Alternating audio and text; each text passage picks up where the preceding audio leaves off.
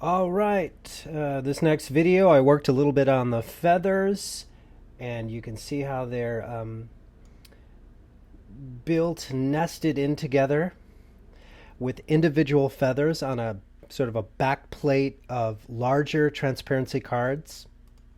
I just hit 5 so you could see it without the transparency textures on them.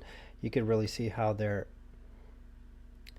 like little post-its or something cluttering in here, and I have some for the top of the hand, and I have this fringe here that I made custom and then inserted 3 or so individual feathers. Here's a closer look at the top of the hand, just with seeing the basic cards and how really light that is. In terms of geometry, it's very, very polygonally light. And hitting 6 to display the textures, you can see how that's laying on the surface. By the way, there's some visual phenomenon here with, you see that feather. You'll see this all the time with transparency cards. It has to do with your graphics card anticipating what's in front and back. It will not carry through to the final render. So not to worry about that. There's this popping ambiguity has to do with your graphics card. In your machine, it may be even worse, but just ignore that for now. And if you're ever confused, you hit 5 to see the actual distance and placement of the cards. This is what you can really trust. And you can see how I hang and put those all together. Now, my goal is to look like cutout paper, not realistic feathers. So I wanted to poof it out a little bit more feathery and fluffy, but I didn't really want it to make it look thick like real feathers, somewhere in that hybrid. And I think I caught that area right between. Here we see it in the texture mode, and you can see how it looks a little bit homemade and fringy, and that was my goal. And we'll take a look at this fringe here. Okay, so it looks like nice feathers stuffed underneath the shirt. This is not going to hold up to a real close-up. No, I would have to do more detailed work. I'm just trying to fit this within the length of the assignment. So most everything centering on a medium close-up, and it looks okay from there. And you can tell by using the cards, the apparent flatness of the cards, just with the little finesse and twisting, it's knocking that illusion toward the dimensional. And feathers to begin with are already flat, so that does give us some flexibility. But say you were making leaves on a tree, you'd have to spend probably more time flipping and orienting and changing the points on each one of the cards, like really going in here and maybe putting different twists and moving points on CVs on the cards to make them seem different. It may seem a little laborious, but the payoff is you get an extremely light file and an interactive size that can look great from a medium shot. Okay, so to finish this off and finish off the body, naturally you'd think, okay, according to the model, this has according to the original design, I could just duplicate this, group it, and duplicate it for the other side, and render, start putting in lights. There is one concern. I aim to use Arnold, just like we did with the hand, to get the most out of the render, and the lights and all the stuff we did put in are really going to shine using the Arnold renderer. Okay, so there's one little problem which I'm going to demonstrate, and it's just a little side door we have to go through in order to get Arnold to render transparency maps. I isolated just one feather here so we can do a little bit of a test. This feather right here, we'll zoom in on it. And I put this light in front of the feather, so if I hit 7, it's going to update that, and we're going to see some light in the render. Okay, I opened up the render view, which again is this little eyeball icon, and I set the render for Maya Software render, and I'm going to click this button, which gives action to the render, and it renders it. All right, didn't need all that black space around it, but Okay, there it is. We have a black background naturally. It's not really well lit anyway. It's just to show you it shows up, and it's not showing any, as desired, it's not showing any of the border, right? So the transparency map is working just like it works here in the graphics card. When we look through any of the windows of Maya and the live interactive views, it's really using this render, Viewpoint 2.0. This is a interactive render, kind of like a video game, and that usually works with anything. It's faster. Now we are aiming for a final render, more exquisite looking render, which looks at lights and everything else more sophisticated wise. And Maya can do it fine because this technology was based earlier as Maya software could render it. Well, that's fine and good, but we want to render it with the Arnold renderer. Let's try doing that. Okay, changed here the render type to the Arnold renderer and going to click the button to render it, and this is what it gives. So it's not doing it. It's showing the white around all the way the card as if there's no transparency map at all. So Arnold is not sensitive to Maya shaders and Maya, let's call them the Blinn and Lambert and all those kind of shaders. You have to use an Arnold standard shader, kind of the way we used for the subsurface scattering for the body to get the most out of the render. It has a special way, that is, Arnold has a special way that it needs an Arnold material and a set transparency in a special way in order for this to work, right? So we should set all of this up properly before we take the time to duplicate one wing to the other side. Before we go much further, we should probably correct this, not to duplicate our work. Now, one thing you can do to make it one step away from having Arnold render at least sensitive to a transparency is if you select the mesh, just trying on this feather, then going to Control A for Attribute Editor. This pops open. In the Arnold tab, this one would be checked by default. It's called Opaque. And again, any mesh that you create, if you Attribute Editor, open the Arnold submenu on that piece of geometry, Opaque will be checked. So if I uncheck that and render, that will at least make Arnold sensitive to seeing that there's supposed to be transparency around there. But the problem is it still doesn't look very good. Arnold does not do, as Arnold as a renderer, does not do a very good job seeing materials. This is a Lambert material, as you recall. Arnold really does the best job with Arnold everything else. It's very brand sensitive that way, let's say. So if you want to go an extra step to make it look the best, if you have transparency maps, trans cards, if you have them in your scene and you want to go all the way, I'm going to show you the steps to create this in a Arnold standard surface and create the transparency or opacity that you're looking for. So it is still necessary, whatever the case, that all the geometry, if you want it rendered by Arnold, that you turn this off. In the Arnold, Opaque should be off. That needs to be off on anything that Arnold's going to render if it has transparency. That would be a first step. Okay, let's go all the way then with this, with the Arnold material. So now I'm just going to click on that piece of simple geometry and say Assign New Material. And I'm looking for an Arnold material, an Arnold shader.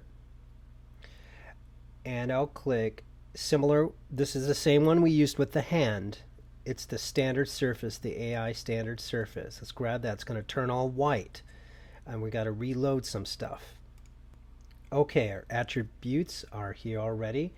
In color, this is under the base for the standard surface. In color, we're going to load our color image. And it's called Feather 1. I think I named it Single Feather 1.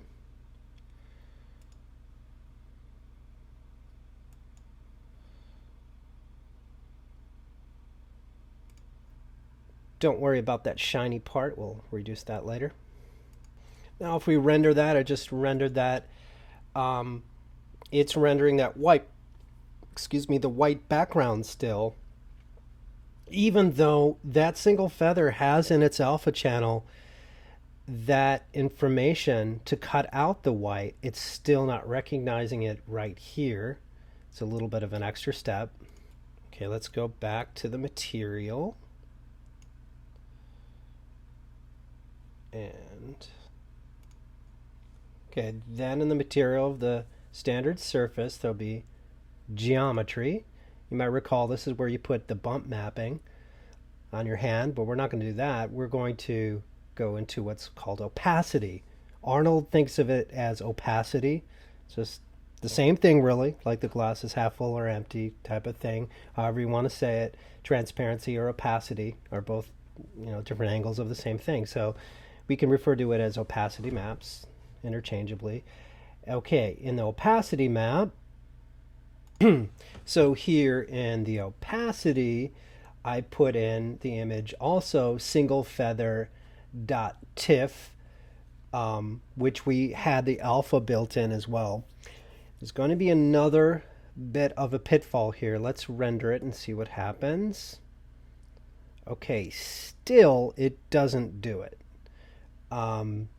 Now, this is what you'll have to do in order to get the proper transparency for Arnold to read. A few more extra steps, but it's worth it. Arnold is by far a superior render to anything else that's really come across in Maya, and will give you the most beauty and the most out of your lights and most out of your textures. So you'll have to go a few extra steps for it. Just imagine it's a bit of a picky program sometimes, but once we move more in that direction, all of mine's going to be just hugging around that nature. So we have to go a few extra steps in here, and it's in this direction. Now, if you wanted to render your whole character with Maya software, things would go a little bit faster. You would be done with your transparency cards, even if you have transparency cards. But if we want to get a really beautiful render with Arnold and subsurface and transcard that look really great, we have to prepare a few things a little bit more. And of course, cards we do, as I mentioned over and over already. So it's better to split in this material called the standard material here. It's better to split, and it's asking you to split the base color, which is, the feather, the red, from the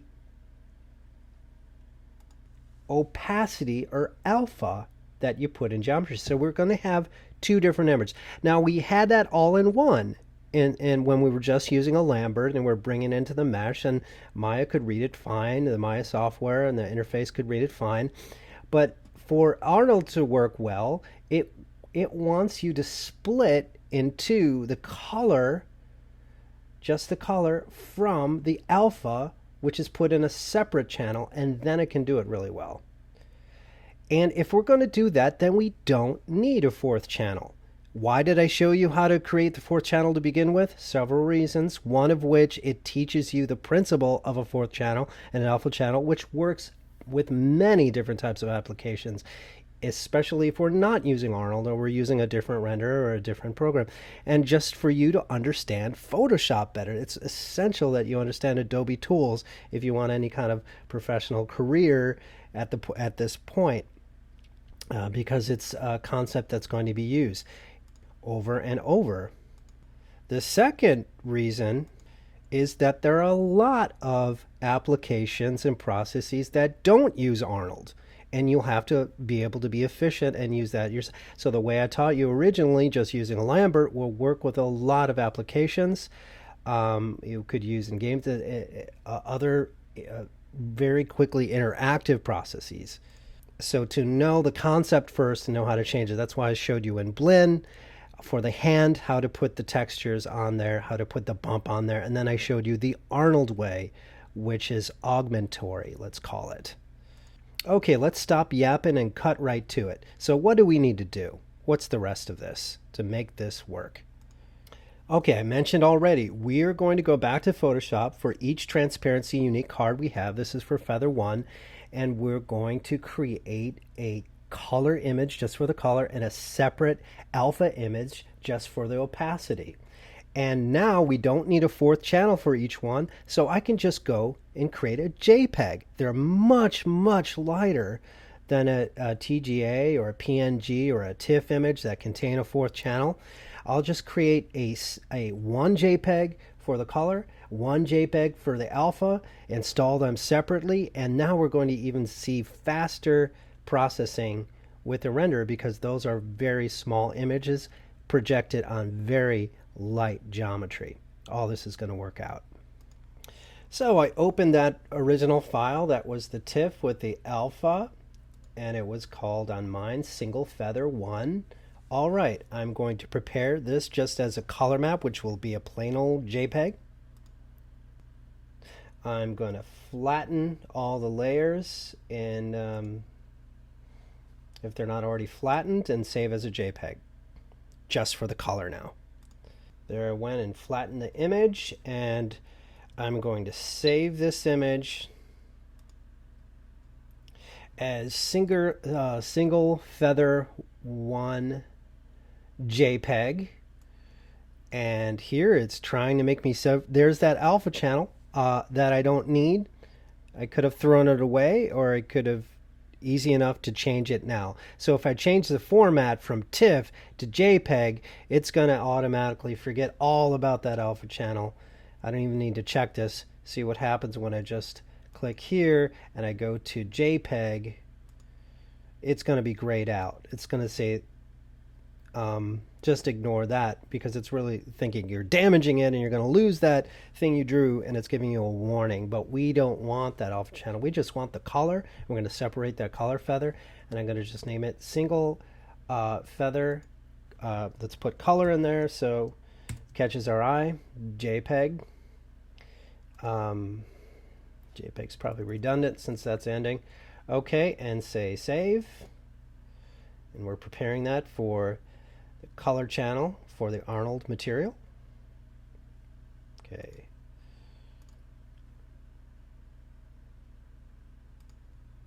Okay, next let's plan that separate JPEG just for the alpha. Alpha is just the black and white map which instructs opacity, transparency. So let's go a couple ways to do this. We'll just go to the channels of this file. It's Feather 1 before we saved it something different. So it still has retained this alpha. That's what we want. We want to save just the black and white image and insert that separately. So I'm going to copy, I'm going to select all and copy just the alpha, go to channels and just the alpha, select that layer and copy what's in there. Okay, then we could go back to layers, and I'm going to paste there. Alpha comes on top, so I'm going to just flatten this image. Flatten. And that becomes the dominant image now. This is only a JPEG, will be, to serve for the alpha. So I'm going to save it. This time I'm going to name it alpha. And like this one, single feather alpha. Save that as a JPEG. Oop, not as a TIFF. Remember, I want to save this as a JPEG to get rid of that redundant alpha that I don't need. And yeah, I already saved it, so replace. And now I'm going to put those in the right places on the Arnold material. Okay, back to Maya. Let's put those new JPEGs, those two new ones, in the right places on the material. So we're going to go back to color, and we'll put in the color JPEG. Replace it with the one we had before. It's color. Okay. Now we're going to the geometry. I should say the submenu name geometry in the standard surface. material, and we're going to replace that image from the old one to the new one where it's just the alpha black and white image. Okay, so we have those two plugged in, and we already saw a change over here. Let's give this a render. Finally, using the Arnold renderer again, see what we get. All right, finally, that's giving us the transparency we are looking for. All right, so that's what you're just going to have to do for any cards along the way. We could have started that, early on in the beginning, but it's good to show you the way where things come from in case you go in a different direction with some other use and not using the Arnold render. It's still very educational to know the different ways because not all projects are going to be able to handle Arnold render in real-time interactivity. Also, if it's still not working, don't forget on the geometry you have to have in the attribute editor, don't forget you have to have opaque turned off here. This is in, I don't want to confuse you, geometry is a submenu of the Arnold material, but when I say geometry now, I should say mesh because we're talking about the polygon here also has to have opaque turned off, or that's not going to work. There's several little hoops to jump through, but as I said, it's worth it with a more gorgeous Arnold render if you can get it. And we can also see, doing a test in the Arnold renderer, that if we flip the card to the other side and viewed what it looks like on the flip side, it should give us a consistent look. Just flip it to the other side and we see the front and the back equally. It's not rendering it all the way, but here we go. Okay, I'm going to flip it back.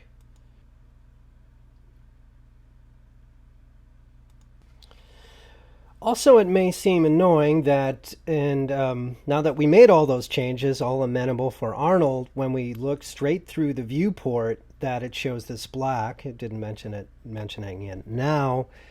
You could make an alteration here. And I mentioned before that in your renderer, this is what your graphics card is rendering. Every time, almost 90% you're interacting with Maya, you're interacting in the windows. That's your graphics card. So you might have, you'll have viewpoint 2.0 or higher or different or other ones. You want to go look through viewpoint 2.0, and to get rid of this black edge and look like it did before with the transparency cards just in the windows, open up the option box in renderer viewer 2.0. This enters it's just the hardware renderer, and change the transparency algorithm. So from object sorting, just change it to alpha cut. Okay, and close. Now you're getting right back to where you were. And actually, the interaction is just the same. So, all right, lastly, to take care of that shiny spot, because it isn't made of plastic or anything, it's just dull matte surface of like paper or cardboard, and that looks a little annoying. Very easy. Just go into the material of the standard surface, open specular submenu, and it has a default weight of 1. You can put that at 0. Or maybe you do have a shiny thing, maybe it's hair or something, and you want to leave the specular on and give a specular color, and you could change the specular color for yours here to look more indicative of the material that you have. But for mine, being paper, just take that default of the standard surface weight of 1 and put that at 0, and that should finally go away, or you could do that straight off. Okay, so there's no more shininess to it.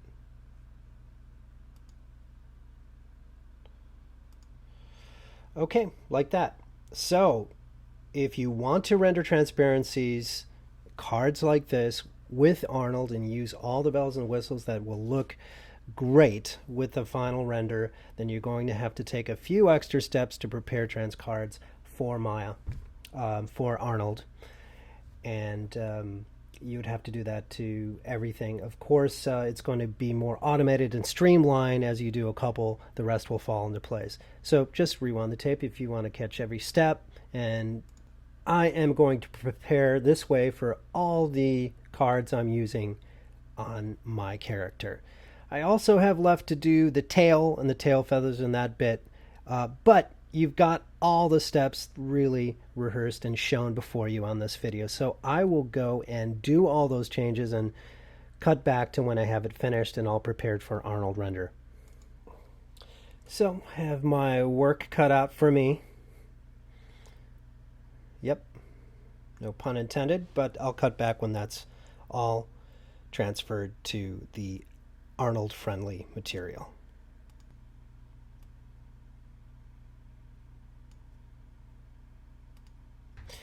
Perhaps to save you some time, you could exercise working in the hypershade a little more. If you want to swap out some shaders for other shaders, this is the place to do it rather than picking through and driving your eyes and brain crazy in the interface. This is now what the hypershade is really good at. And if you haven't used it before, we exercised it in a few weeks of the course just to get a handle. It's in Rendering Editor's Hypershade, and in it on the top, just it's a pretty complex menu. So we're just focusing on the top. First thing to do is to go in and delete any unused nodes. There could be any shaders that you made anywhere along the way that are hanging around. It's just going to confuse you. So I already did that. I had a bunch of others stacked up here, and it's showing you an icon version of every material. We have materials, textures, rendering, and here it's really easy to swap out one texture for another. Say you want to swap one feather out for a Lambert, or an old texture for a old shader for a new one. You're just exchanging. It helped me to name things, as always in Maya, to say, okay, well, what's this? I double clicked on it and I renamed it as a texture that says the fringe. This is the fringe feathers, and here's some of the single feathers. And I developed a kind of a palette, let's say, of different materials and shaders. So these here are the original transparency maps I made, and I'm going to swap them out for these, which are the Arnold ones, and it'll be pretty simple. I already did half of them, and so the other ones for the wings that are, you know, arbitrarily named Lambert, and the old material names, I could select that icon, and I want to first, rather than going in and trying to find where is that material, I could select an icon for a Lambert 11 I know is somewhere, and I can select the materials from the objects or the objects from the materials. So here I have the material of Lambert 11 that I want to swap out, and so I'm going to say select object with this material, Lambert 11, and that highlights, and that's telling me these groups have that. And it's so much easier than to redo for each one, and also proliferating the amount of materials here in the hypershade. If I just select that, and I know that those are describing the single feather 2, so I'm just going to replace those selected with this one I named that I happen to know, the material single feather 2, and clicking it, and I'm going to, let's see, with those highlighted, those Lambert 11 culprits, I am going to find the Arnold material here, one of these that describes single feather 2 with the new shader, and just find that one and right click, and I'm going to assign these new materials to selection. So that's the right click, and those will swap those out. Barely a change. It's that fast, so it can go really quick if you use the hypershade. And I'll just do one more example here. Let's try Lambert 12, and if I right click, I also can right click to say the marking menu, select objects with materials, and that gets that big cluster all at once. And we can see what that is pointing to. It says single feather 3. So I happen to know this Arnold material I want to remap. I just right click and say assign material to selection of single feather 3, and they'll swap them out. I continue to do the rest, doing just minutes of work, which would take you a long time if you did this by hand in the interface. So Hypershade's very powerful. Okay, just throwing a simple point light up there, putting up the exposure of the light so Arnold could read a render. Just a little test, and it's looking pretty good. Maybe a little dim, could pump up the light. I did need to go in the individual feathers into the mesh and make sure some of them are looking white, not carrying through. That has to do with that one step where you find which mesh is different, that has that opaque, that right there. Remember, that needs to be checked off. So a good step would be to start with a card that this is contained on the mesh. Start with a card that you turn off the opaque. You prepare that for trans cards, and then you can duplicate that opaque checked off on every other card that you create for those. If I did that, I wouldn't have to go, and there are not that many, but I've got to find a couple of these culprits and that are rendering still at the back. That just has to do with that in the mesh, in the Arnold submenu of the mesh, turning off the opaque. It probably is going to happen to you, a little annoying, but quick to fix.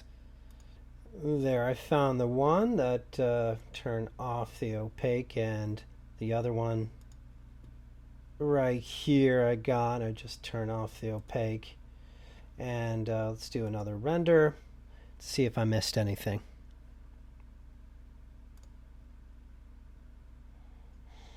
Okay, that's looking pretty good. Maybe I'll turn up the light a bit. There we go, looking pretty nice, looking kind of like paper. The body has too much of a specular on it, too bright. We'll deal with that next, but looking interesting.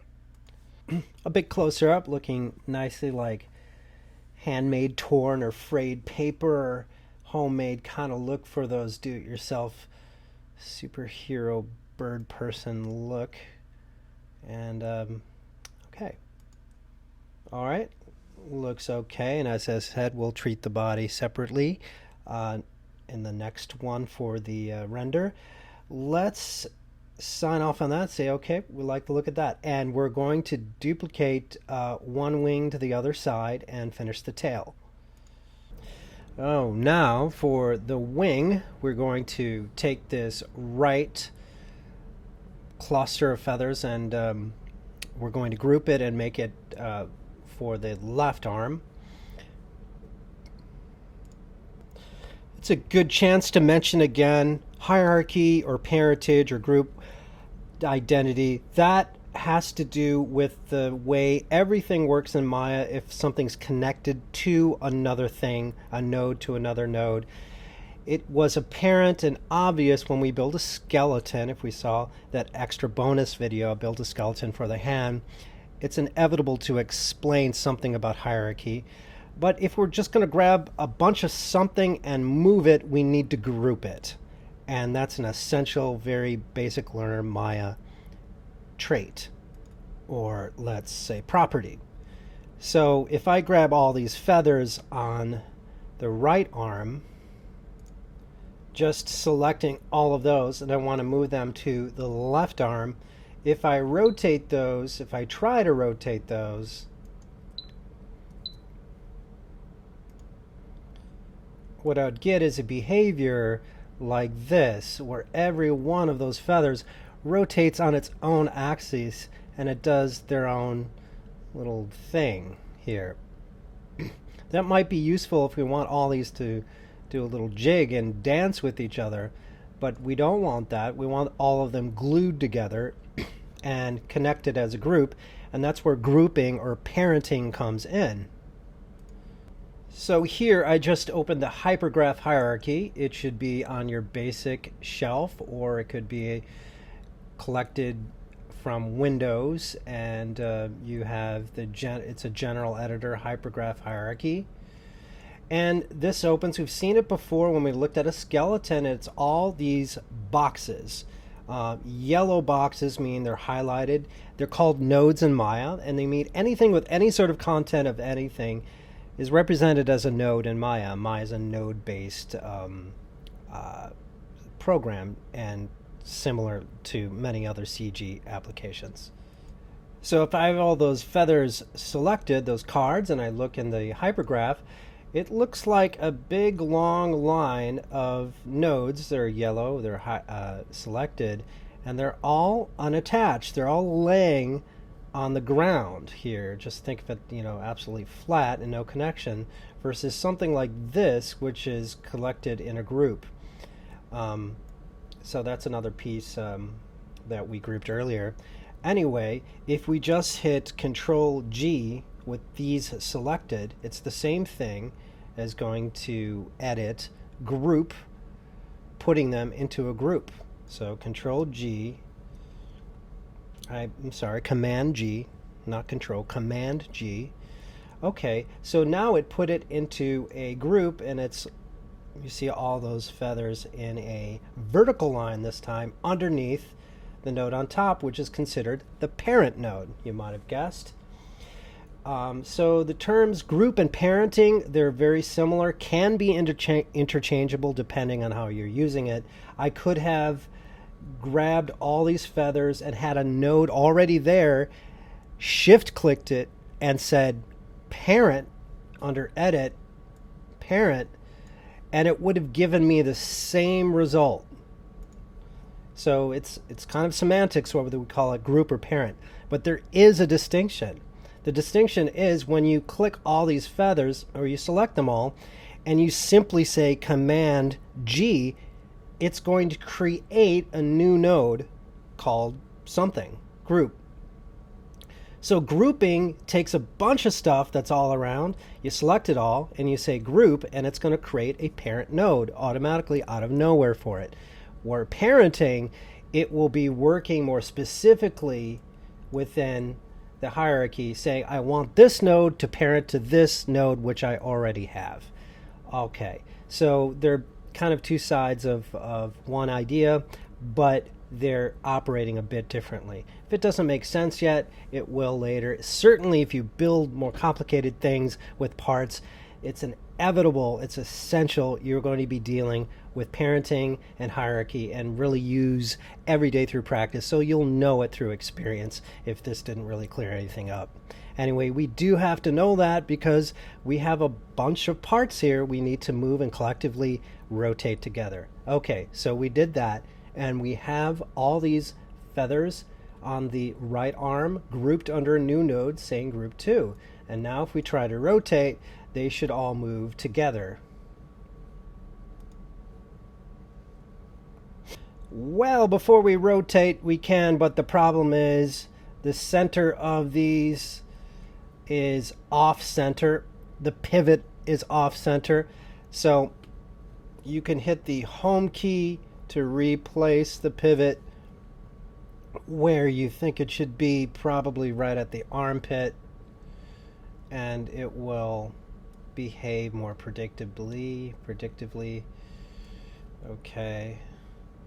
And now when we rotate, we're going to get that kind of behavior. So it's going to move all as a group.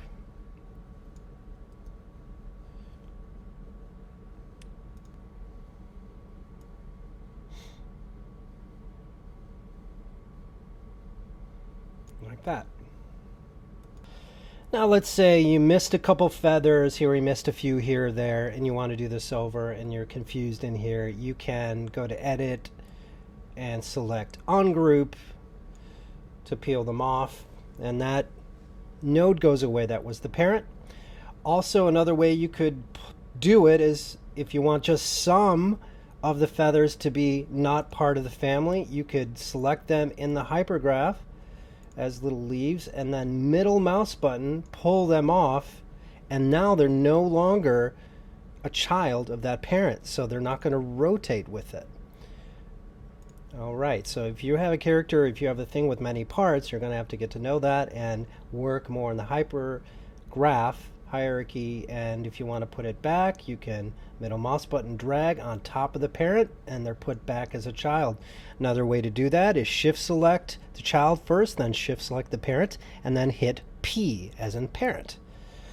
Lots of information, maybe too much right now, but eventually, as a my user, those are essential. And any other CG program you use, those are going to be there and very essential to building. So we tried that again and make sure I didn't miss any feathers, and I moved the pivot to right in the armpit of the left arm, so I get that type of a rotation out of it. I showed you before too, if you're losing the axis rotation, you can go display, sorry about that, modify center pivot, and it's gonna, if the pivot is way off, you can center the pivot and then use the home key, or if you're on a PC, the insert key, to really well locate that pivot rotation. Anyway, we're going to put this on the other side, and actually if we duplicate it and rotate it right to the other side, it's not going to be quite right because it's a mirror duplication. I did want to show you the nature of grouping, and I use this as an excuse, but we're going to do something a little bit different than just duplicating and rotating because we're not going to get a perfect mirror. So I'm going to delete that new group I made. And by the way, I'm keeping the hypergraph open and just clicking, hitting F to select. I'm just clicking the parent node. I don't need to mess with all the children now. I know I have everything, all the feathers, if I just click the parent node. Working in the hypergraph is going to be really every day. It's going to be a standard as you get to know modeling a bit more. And so if I want to duplicate this mass, all I need to do is make sure I got the parent selected and duplicate that. I don't need to go in and now start selecting any children now. It's all organized. Another way to select the whole mass, and let's say you're just picking one feather and you know that's all parented in a master group, is you can use the up arrow and it's going to jump to the top of the hierarchy, just like it worked with, you see the up arrow just worked. If I grab any of these leaves here of the children and I up arrow, it's going to go to the very top of the group. So that's another way that you also saw, and it works in a stair-step fashion upward toward the top, which is the root, or in this case, the parent. All right, so I'm going to teach you one other trick to, it's very similar to the others in mirror, to get one group of massive stuff on one side to mirror the other. Mirror geometry wouldn't be quite right because it's not a single mesh, it's a bunch of stuff. But we're in the right position here because we have everything grouped to one node. Okay, so what we're going to do is select that node, make sure you don't miss anything, double, triple check, make sure you have nothing out, and it's all part of that family with that parent. Select that parent node, and then we're going to edit, duplicate special option box. And hold on there for a second. Edit, duplicate special option box with everything selected. This is a special kind of duplicate. Okay, then we're going to check this out. Geometry type, copy. All right, group under new group. Let's have a new group for that, not parent or world. So these you'll have to change because they're not default. And then scale, I'm going to put -1 in these three. This represents the X channel, the Y channel, and the Z. And the default will be 1. I changed it to -1. That's what you'll have to do to get this mirror. So right with this action of clicking duplicate special, it's going to make a mirror because you have -1 and X, Y, and Z. So you'll have to put in the numbers -1 and everything else leave blank. Double check copy, new group. Okay, that's what it should look like. Duplicate special. Now it creates a new group, nicely organized, just like the other one, in the hypergraph. And your wing, let's call it a wing over there, is mirrored. You just have to nudge it. Let's flip it into the correct orientation. But it is perfectly mirrored and ready to go for the other arm.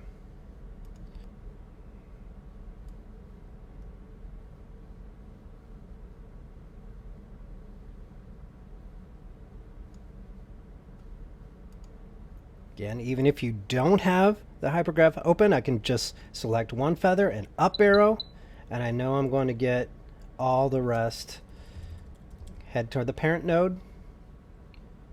That's what's happening behind the scenes in hypergraph. It's going shooting up to the parent node just with the arrow. Very convenient. And I'm just going to nudge it and pose it a little bit more. Sinking that right into position like the other one. And because your model is symmetrical, everything should work out just fine. All right, so that's that. May take a little bit of extra eyeballing work to make sure it's level with the other one, or you could be more scientific about it. I think it's down a little bit more.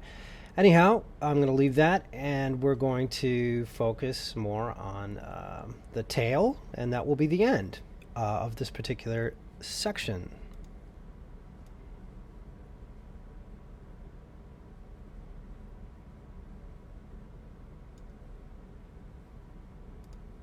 By the way, you might want the opportunity to make some parts asymmetrical where you're seeing this obvious pattern.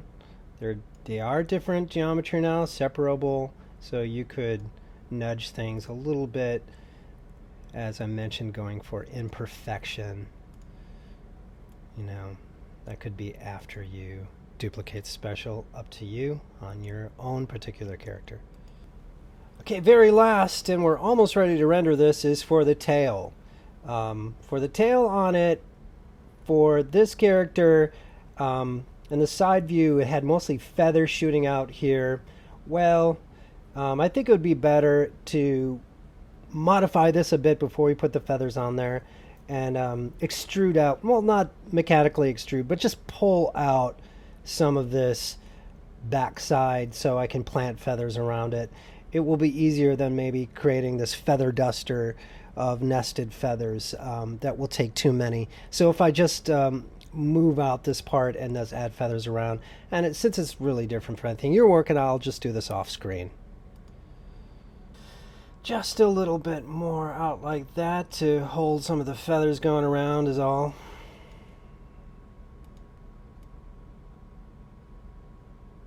Not distorting it so much it hurts any of the texture or anything.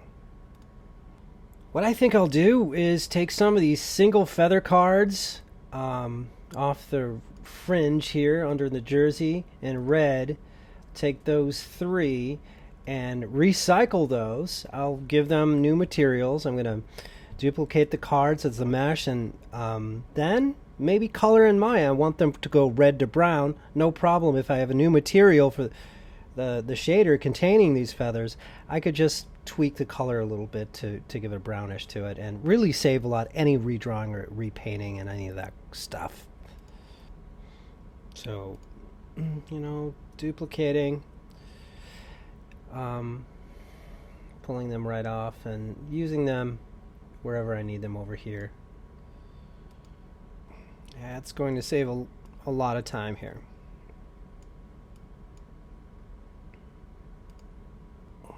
Some placement like that, and just populating out with feathers here.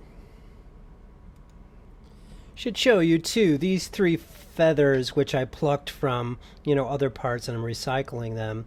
I'm gonna not do all the work again and just take these, recycle them and color them brown. This is so easy to forget. Make sure you understand this concept of shading and assigning shaders, because otherwise if you're changing this to be brown that you've duplicated from another part, it's going to change every other feather that has the same name to be brown. That can drive you crazy if you don't understand the networking system in the Hypershade, and this is why I'm showing it.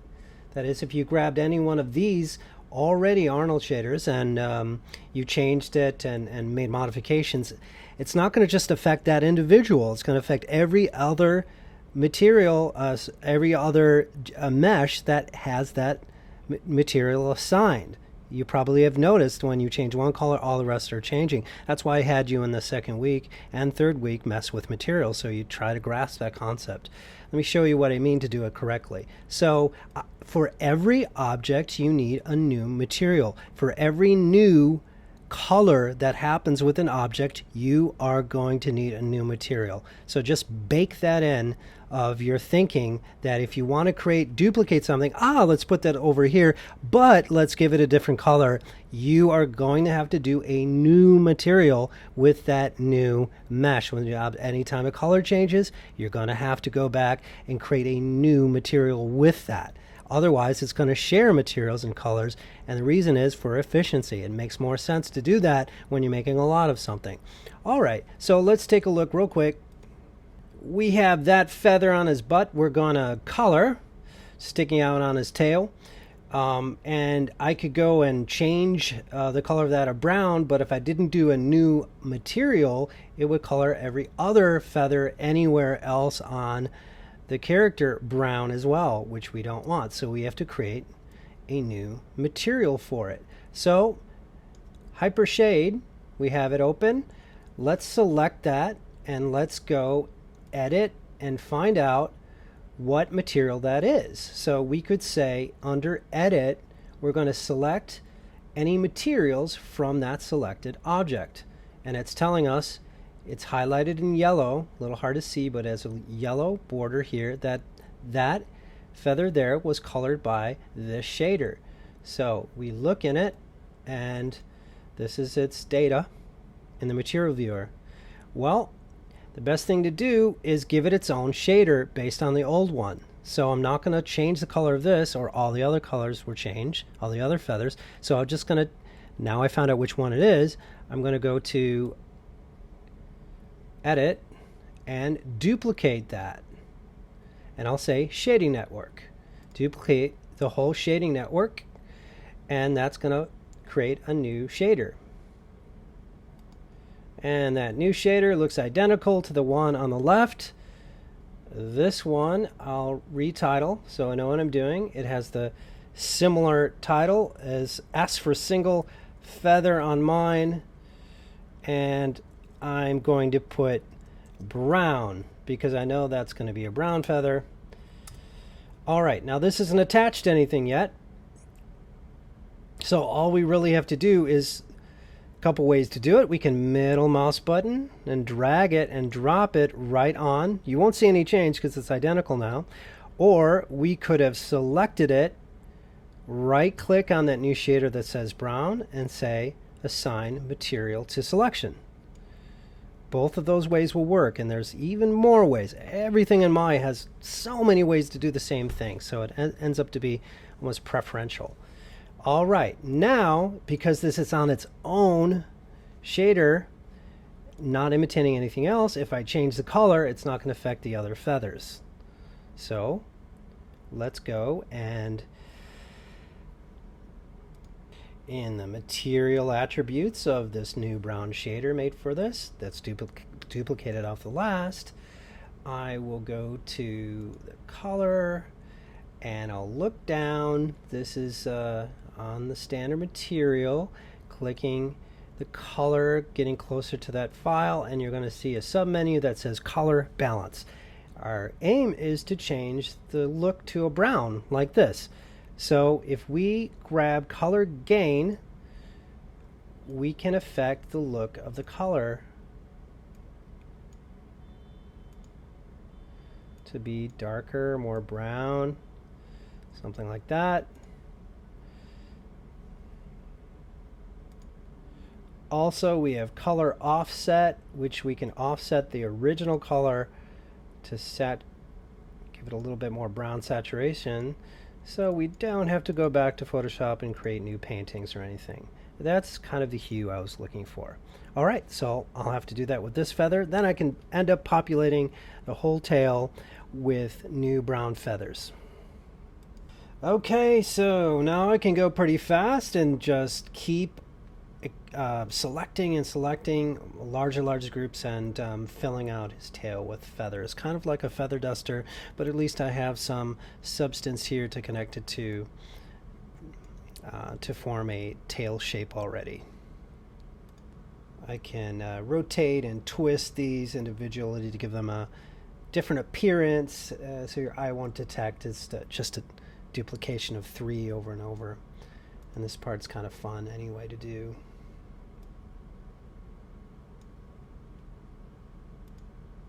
And of course I can use the power of grouping. I can grab select those groups of feathers and hit Command G to put all those feathers into a parent group. It creates a new node, I should say a group, and that is the parent, and simply duplicate that and move it over to create more and more feathers.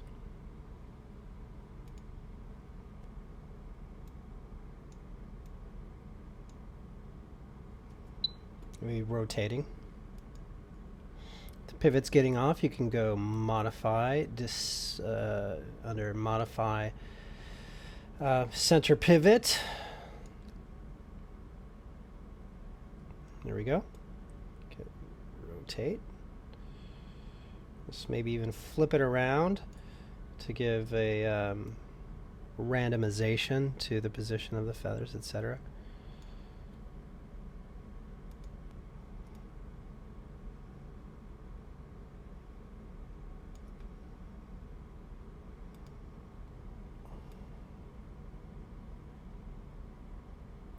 All right, I'm going to stop about there and call that tail feather plumage finished. Of course, I could obsess with it for a while and finesse it, but I'm going to stop there and end the video. And in the last one, we're going to focus on the funnest part, lighting and rendering. Of all the hard work is going to be thrown into the light. This is everything that we have so far. That's going to go from its state of how we're looking through it into nice Arnold lighting and rendering.